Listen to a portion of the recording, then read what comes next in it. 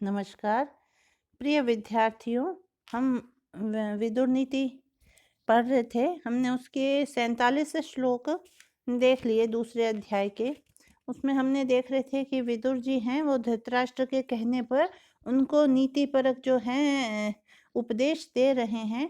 इसी क्रम को आगे बढ़ाते हुए अब हम देखेंगे 47 नहीं 43 श्लोक देख लिए थे, 44वां श्लोक देखेंगे। विद्या मदो धन मदस्तृतीयो अभिजनो मदः मदा एता अवलिप्ता नामेत एवं सताम दमः। इसमें कह रहे हैं कि विद्या मदः विद्या का मद, धन मदः धन का मद, और तृतीय तीसरा अभिजनो मदः ऊंचे कुल में जन्म लेने का मद। एते अवलिप्ता नाम सताम दयः एव। यहाँ कुछ छूट गया लगता है। एते जो ये हैं, ये तीनों घमंडियों के लिए तो क्या है? मद है, सताम, और जो सज्जन हैं उनके लिए दम है। तो यह जो अवलिप्ता नाम जो घमंडी है उनके लिए तो मदाहा मद हैं, और सताम जो सज्जन है उनके लिए दमहा एव दम है, यानी इंद्रिय दमन के साधन हैं। तो विद्या का मद, धन का मद और कुलीनता का जो मद है वह अलग अलग, जैसे सज्जनों के लिए अलग है और घमंडी पुरुषों के लिए यह अलग रूप से प्रयुक्त होता है। असंतो अभ्यर्थिता सद्भि क्वचित कार्ये कदाचन मन्यन्ते संतम आत्मानं संतम अपि विश्रुतम। अब इसमें कह रहे हैं कि जो कदाचन क्वचित कार्ये, कभी किसी कार्य में सद्भि अभ्यर्थिता सज्जनों द्वारा वांछित होने पर असंतः जो दुष्ट व्यक्ति हैं वह आत्मानम स्वयं को विश्रुतम वसंतम अपि संतम मन्यन्ते, जो वह अपने आप को प्रसिद्ध रूप से विख्यात होने पर भी असज्जन के रूप में विश्रुतम असंतम अपि संतम मन्यन्ते अपने आप को संत पुरुष मानने लगते हैं। तो जो सद्भि सज्जनों के द्वारा कभी किसी कार्य में, क्वचित कार्य कदाचन अभ्यर्थितो पूछे जाने पर, प्रार्थित होने पर दुष्ट लोग अपने आप को संतम मानते हैं, संत मानने लगते हैं। असंतम अपि विश्रुतम प्रसिद्ध दुष्ट जानते हुए भी। गतिरात्मवतां संतः संत एव सताम गतिः असताम च गतिः संतो न त्वसंतः सताम गतिः। अब इसमें कह रहे हैं कि संतः आत्मवताम गतिः, जो मनस्वी पुरुषों को सहारा देने वाले कौन हैं? संत ही हैं। संतः एव सताम गति, संतों के भी सहारे संत ही हैं। असताम गति ही, जो असंत हैं उनको भी सहारा देने वाले कौन हैं? संत है। असताम च गति ही संतो न तू असंतः सताम गति, पर दुष्ट लोग संतों को सहारा नहीं देते हैं, उनका मदद नहीं करते। जो संत हैं वो मनस्वी पुरुषों को सहारा देते हैं, संतों को सहारा देते हैं, दुष्टों को सहारा देते हैं, लेकिन जो दुष्ट हैं वो जो संत हैं उनको सहारा नहीं देते हैं। जिता सभा वस्त्रवता जिता सभा वस्त्रवता मिष्टाशा गोमता जिता अध्वा जितो यानवता सर्वशीलवता जितम। अब ये कह रहे हैं कि वस्त्रवता सभा जीता, जो अच्छे वस्त्र वाला है वो सभा को जीत लेता है, अपना प्रभाव जमा लेता है। और गोमता मिष्टाशा जीता, और जिसके पास गो है, गाय है, वह मीठे स्वाद की आकांक्षा को जीत लेता है। यानवता अध्वा जीता है, और जो यान पर सवार है, जो सवारी से चलने वाला है, वो मार्ग को जीत लेता है। और जो शीलवता, जो शीलवान पुरुष है, वो सर्वम जितः, सबको जीत लेता है। शीलम प्रधानम पुरुषे तद यस्येह प्रणश्यति न तस्य जीवितेनार्थो न धनेन न बंधुभिः। अब इसमें कह रहे हैं पुरुषे शीलम प्रधानम, पुरुष में, मनुष्य में शील ही श्रेष्ठ है। और तत् यश इह प्रणश्यति, तो जिसका यह यानी यह शील सदाचार प्रणश्यति नष्ट हो जाता है, तस्य न जीवितेन न धनेन न बंधुभिः अर्थः, उसके जीवन, धन और बंधु बांधवों से कोई प्रयोजन सिद्ध नहीं होता। आढ्यानां मांसपरमं मध्यानां गोरसोत्तरम तैलोत्तरम दरिद्राणां भोजनम भरतर्षभ। अब ये कह रहे हैं, हे भरतर्षभ, हे भरत श्रेष्ठ, जो आढ्यानाम मांस परमम धनोन्मत्त पुरुषों के भोजन में मांस की, मध्यानाम गोरसोत्तरम मध्यम श्रेणी वालों के भोजन में गोरस की, तथा दरिद्राणाम जो दरिद्र मनुष्य हैं उनके भोजन में तैलोत्तरम तेल की प्रधानता होती है। यानी निर्धन लोगों के भोजन में तेल की अधिकता होती है, धनवान लोगों के भोजन में मांस की प्रधानता होती है और मध्यम वर्ग के लोगों का भोजन दूध और दही से युक्त होता है। अगला देखिए, संपन्नतरम एवान्नम दरिद्राम भुंजते सदा क्षुत स्वादुताम जनयति सा चाढ़ेषु सुदुर्लभा। किस दरिद्रहा जो दरिद्र पुरुष हैं वो सदा संपन्नतरम अन्नम एव भुंजते, जो दरिद्र लोग सदा ही स्वादिष्ट भोजन करते हैं, क्योंकि जो क्षुत है भूख है, स्वाद है वो तो भूख से उत्पन्न होता है। क्षुत स्वादुताम जनयति, जो भूख है वो स्वाद को उत्पन्न करती है। साच आढ़ेषु सुदुर्लभा, और वह जो भूख है धनवान लोगों के लिए अत्यंत दुर्लभ है। तो कहते हैं ना, भूख से ही भोजन अच्छा लगता है। तो जो है गरीब लोग हैं, दरिद्र मनुष्य हैं, उनके तो हमेशा ही वो इतना मतलब बहुत काम करते हैं, इसलिए उन्हें बहुत अधिक भूख लगती है और भूख लगने से भोजन जो है स्वादिष्ट लगता है। और जो धनवान लोग हैं इस प्रकार अत्यंत जो शारीरिक श्रम नहीं करते हैं, तो उन्हें कड़ाके की भूख नहीं लगती, और भूख नहीं लगने से उन्हें स्वादिष्ट से स्वादिष्ट भोजन में भी वो मजा नहीं आता।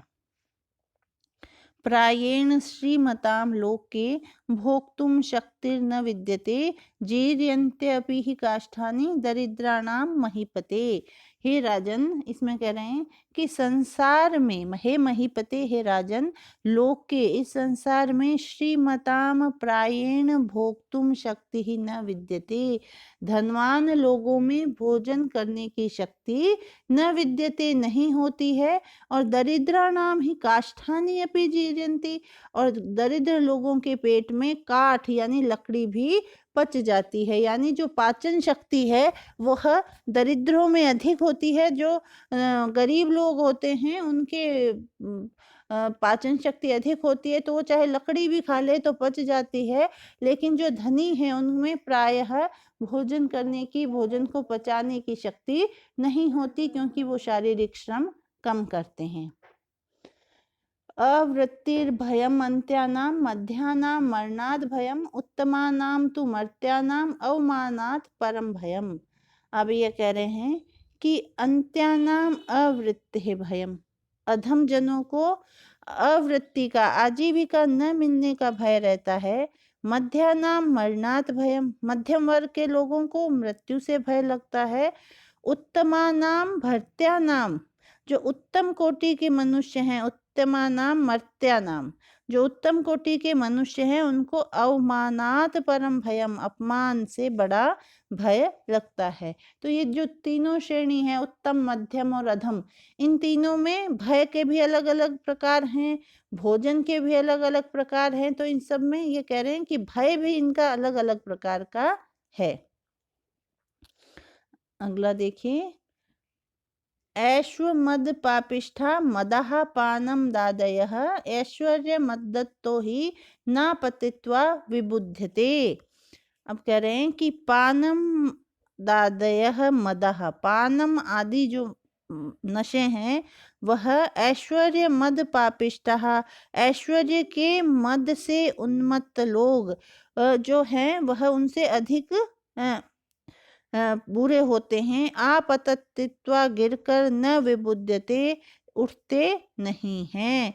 तो कह रहे हैं क्योंकि यूं तो पीने का नशा बुरा है, लेकिन ऐश्वर्य का नशा तो बहुत ही बुरा है, क्योंकि ऐश्वर्य के मद से मतवाला जो मनुष्य है वह ऐश्वर्य मद पापिष्ठः, जो ऐश्वर्य के मद में उन्मत्त लोग अधिक बुरे होते हैं। और ऐश्वर्य मद मत्तो, जो ऐश्वर्य के मद से जो मदमस्त है वह पतित्वा, गिर करके, न विभुत्यते, जागता नहीं है, उठता नहीं है। तो मद्यपान आदि करके यदि मनुष्य गिर जाता है तो उठ जाता है, लेकिन ऐश्वर्य के जो मद है उसमें मनुष्य गिरकर भी उठता नहीं है।